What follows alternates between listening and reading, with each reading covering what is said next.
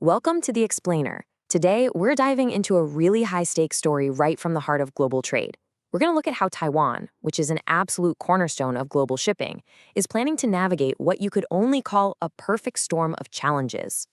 So let's get into it. You see, Taiwan's maritime industry is facing these huge pressures from all sides: geopolitics, massive environmental rules, and a really critical shortage of skilled people. We're going to break down what those challenges are and then explore the ambitious new plan they've come up with to get through it. All right, so here's our roadmap. First, we'll unpack the three big storms hitting the industry.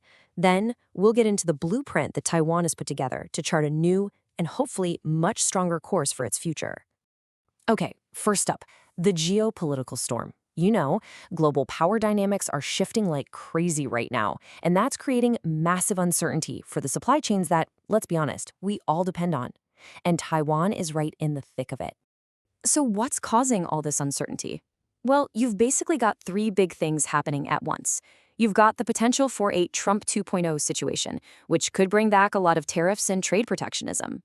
At the same time, you've got economic groups like BRICS Plus getting bigger, shifting economic power.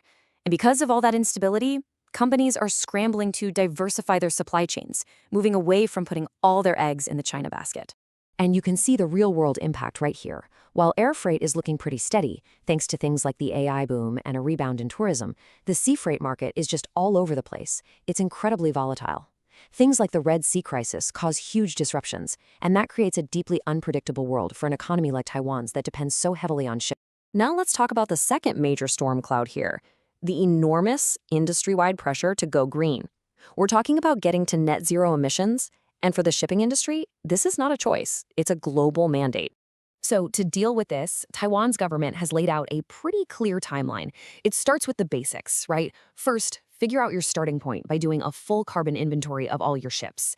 Then, the focus shifts to developing brand new fuels and ramping up renewable energy, all building towards that huge 2050 net zero goal.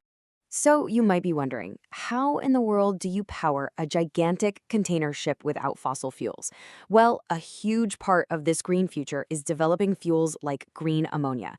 You can kind of think of it as a way to bottle renewable energy, like wind or solar, and turn it into a zero-carbon fuel that can power the massive engines of global trade. But, and this is the crucial part, you can't just flip a switch. Even if the technology is promising, there are these huge gaps holding everything back. You've got a lack of clear rules and policies, you don't have the infrastructure like refueling stations in place, and you have the massive challenge of building a whole new supply chain from the ground up.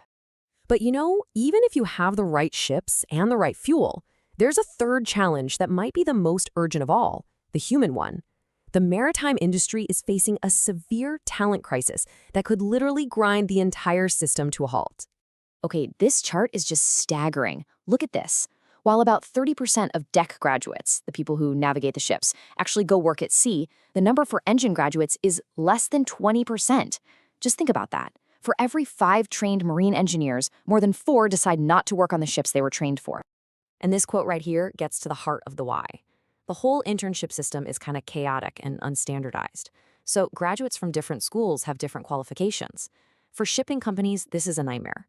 It creates this weird paradox where there are plenty of jobs, but a real shortage of people they can actually hire. So, you're facing these 3 massive challenges: geopolitics, green mandates, and a people problem. What do you do? Well, Taiwan isn't just sitting back and hoping for the best. It has drafted this really comprehensive response, the 2025-2030 Maritime Industry Development Blueprint.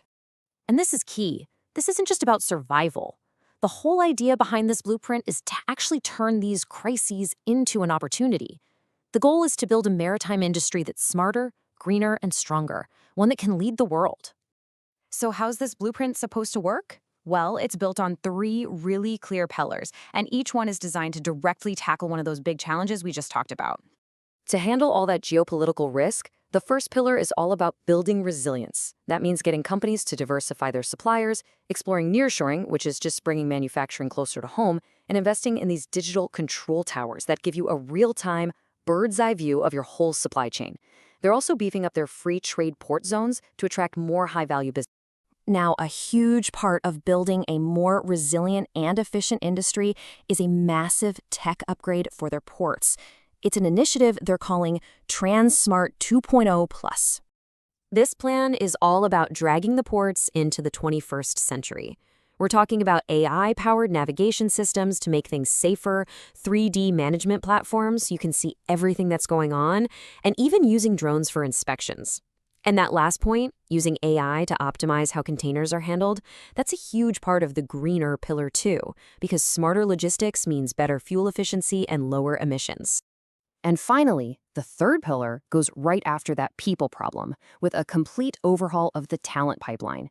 It means reforming education to get students who are truly committed, creating a single standard internship system so everyone's on the same page, and, just as important, improving the salary, benefits, and the whole social image of a career at sea to make it an attractive option again. So, what does this all add up to? Well, when you start putting all these pieces together, you can really see a clear vision for the future taking shape.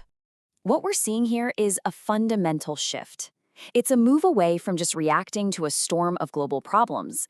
Instead, it's about proactively charting a new, deliberate course for the future of shipping. And not just for Taiwan, but maybe for the rest of the world too. This table really sums it all up perfectly. On the left, you've got the problems: geopolitical risk, carbon emissions, and the talent shortage. And on the right, you have the blueprint's direct answers: building resilience, investing in green tech, and fixing the career path. It's a clear one-to-one response for every major threat. It all really comes down to this number. 3 existential threats are being met with a unified, 3-pronged strategy. It's all about resilience, sustainability, and talent. It's a powerful and, frankly, really smart approach to a super complex set of problems. And that leaves us with one final big question. As technology and politics keep redrawing the map of global trade, this ambitious blueprint from Taiwan is more than just a survival plan. If it actually works, it won't just secure Taiwan's own future, it could very well become the model for maritime nations everywhere.